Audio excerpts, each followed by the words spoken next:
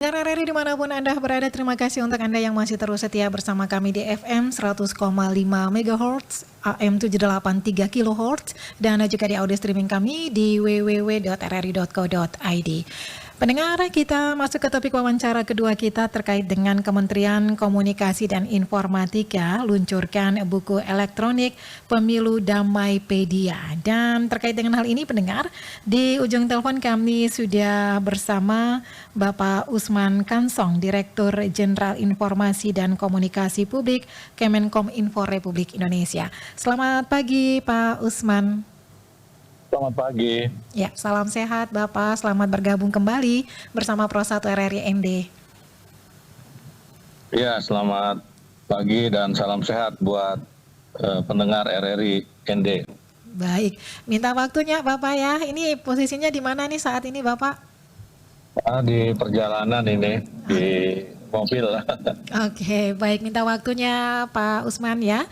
Ini terkait dengan peluncuran buku elektronik Pemilu Damaipedia. Ini sebenarnya apa tujuan diluncurkan buku ini Pak Usman?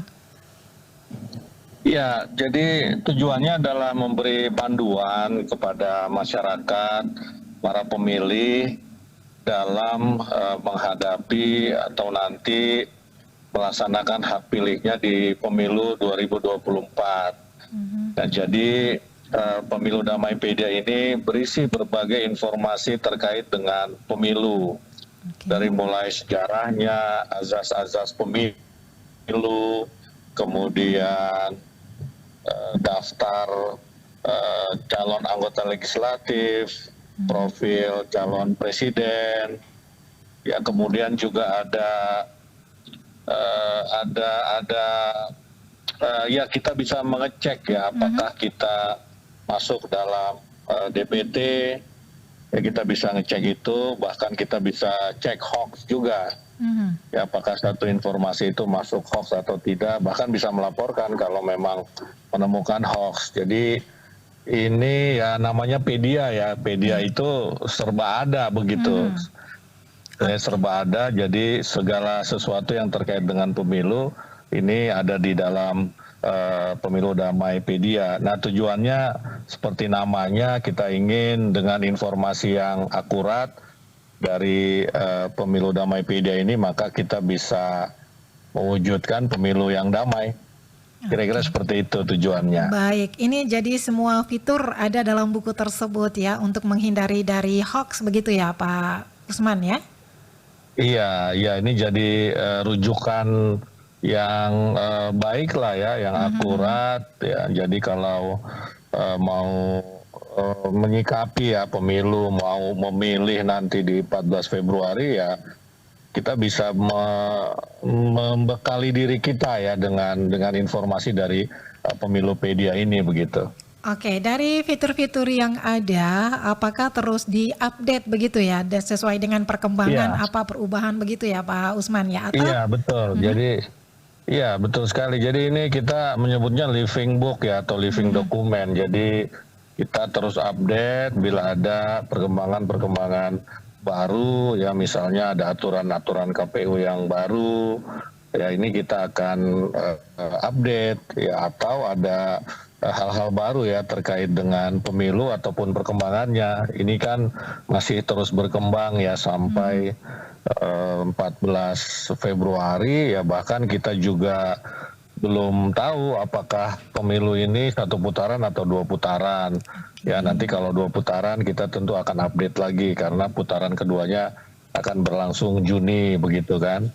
Dan bahkan setelah itu kita akan terus ya sampai pelantikan presiden ya, pelantikan anggota legislatif begitu kira-kira. Jadi kita memang terus mengupdate supaya sesuai dengan perubahan ataupun perkembangan yang terjadi terkait dengan pemilu 2024. Oke, baik. Buku Pemilupedia ini sudah diluncurkan kapan nih Pak Usman? Iya, sebetulnya sudah sejak 1 atau 2 minggu lalu ya, tetapi memang baru kami luncurkan ya, soft launchingnya itu kemarin ya, soft launchingnya hari Senin kemarin. tanggal 4 Desember 2023, dan kami juga merencanakan akan ada semacam grand launching ya bersama dengan KPU. Ya, rencananya ya di bulan-bulan Desember ini mungkin pertengahan begitu. Oke, nah Jadi masyarakat sudah bisa mengakses itu pemilu Damaipedia. oke, langsung diketik pemilu Damaipedia begitu ya Pak Iya, Usman?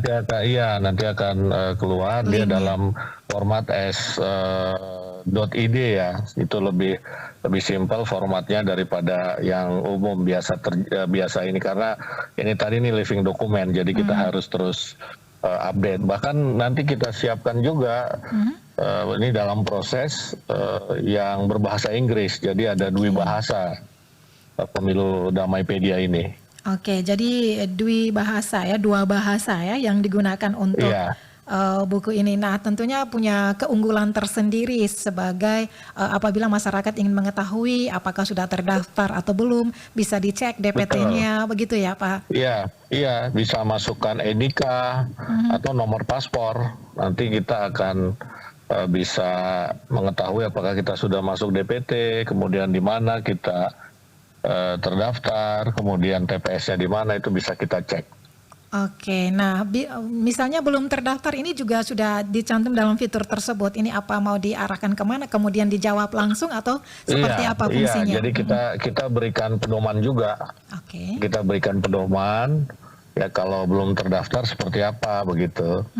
Ya ini kan juga sejak pemilu 2014 ini kan bisa mencoblos dengan KTP ya begitu. Nah ini juga kita sampaikan sejarahnya seperti apa. Nah yang tahun ini bagaimana? Ya ini kan sudah 204 juta orang terdaftar sebagai pemilih. Ya jadi bisa kita cek lah. Saya kira hampir seluruh pemilih, saya kira mungkin sudah seluruhnya ya. Ini memang domainnya KPU ya terdaftar begitu. Tinggal kita memastikan lah ya di mana kita mencoblos, di kelurahan mana misalnya, ini bisa kita cek di pemilu Damaipedia.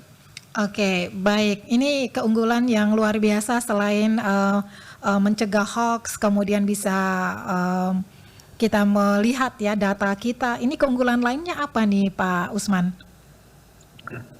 Iya, tadi yang dua bahasa itu, jadi teman-teman mungkin yang lebih suka mengakses bahasa Inggris ya boleh, bahkan ini untuk orang-orang asing juga.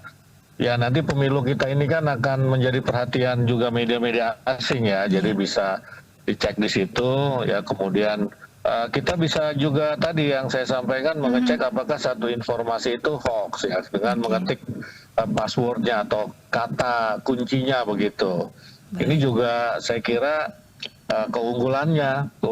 Jadi kita ingin melihat satu informasi itu hoax atau tidak ya kita bisa cek di pemilu Pedia ini. Nanti akan diberikan informasi ya ini hoax atau tidak. Ini kita link dengan link kita yang setiap hari ini kan kita memantau hoax. Ya, jadi itu bisa dilingkan ke sana. Ini juga saya kira keunggulannya, ya keunggulan pemilu Damaipedia ini. Jadi dia bukan hanya berisi informasi, ya, tetapi kita bisa berinteraksi dengan pemilu Damaipedia ini. Ya berinteraksi tadi, misalnya mencari tidak satu arah begitu ya.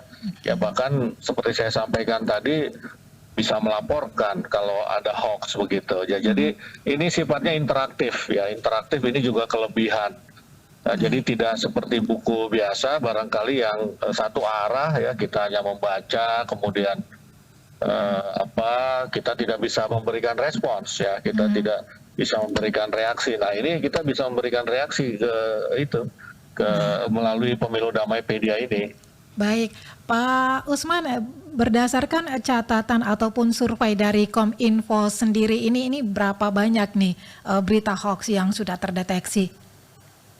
Ya, kalau terkait dengan pemilu sepanjang 2023 sampai November ada 96. Ya, ada 96 ini 96 Berita hoax, ya? hoax ya dengan sebarannya sampai 200-an begitu, sampai 300-an sebarannya. Oke. Ya artinya satu hoax itu kan bisa menyebar ke berbagai platform ya. Ya. Nah, jadi ada 96 kalau satuannya ini yang sudah kita take down ya. Oke, baik. Pak Usman, selain itu ada juga informasi dugaan kebocoran data DPT sendiri. Nah, bagaimana tanggapan Anda terkait dengan hal ini, Pak Usman? Iya, sekarang kita ini konsentrasinya bagaimana memperbaikinya. Ya, jadi sudah ada koordinasi antara Kominfo, kemudian KPU, BSSN, dan Cybercrime Polri. Ya, tentu kasusnya ditelusuri, ya kasus kebocorannya benar atau tidak. Ya ini BSSN masih melakukan audit forensik. Ya, tetapi yang penting juga bagi kita adalah bagaimana agar kebocoran data seperti itu kalau memang benar ya, ini kan baru dugaan, masih diklarifikasi. Kalau memang benar ya, maka bagaimana kita memperbaikinya ya supaya tidak terjadi lagi di masa-masa depan ya. Karena bagaimanapun, kendati pun kalau ada kebocoran kasus terakhir itu motifnya ekonomi, kita juga harus antisipasi dampak politiknya begitu ya. Misalnya jadi turunnya kepercayaan atau kredibilitas penyelenggara dan penyelenggaraan pemilu begitu. Jadi kita yang penting adalah bagaimana mengatasinya agar tidak terulang lagi. Oke, tentunya ini harus ada sesuai dengan turunan undang-undang begitu ya, regulasi yang ada begitu ya. Iya, betul sekali. Baik, Pak Usman, apa yang menjadi harapan Anda untuk pelaksanaan pemilu menjelang pelaksanaan pemilu 2024 mendatang, kemudian tips untuk mencegah hoax ini apa? Silakan Pak Usman. Iya, jadi saya kira kita semua mengharapkan pemilu ini berlangsung damai, dan kita ketika akan melaksanakan hak pilih harus punya informasi yang cukup ya tentang para kandidat, baik kandidat parlemen ya, anggota legislatif maupun kandidat presiden. Nah, informasi yang lengkap ya, akurat ya, menuntun kita untuk mengambil keputusan yang benar ya. Silakan masyarakat mengakses Pemilu Damai Pedia.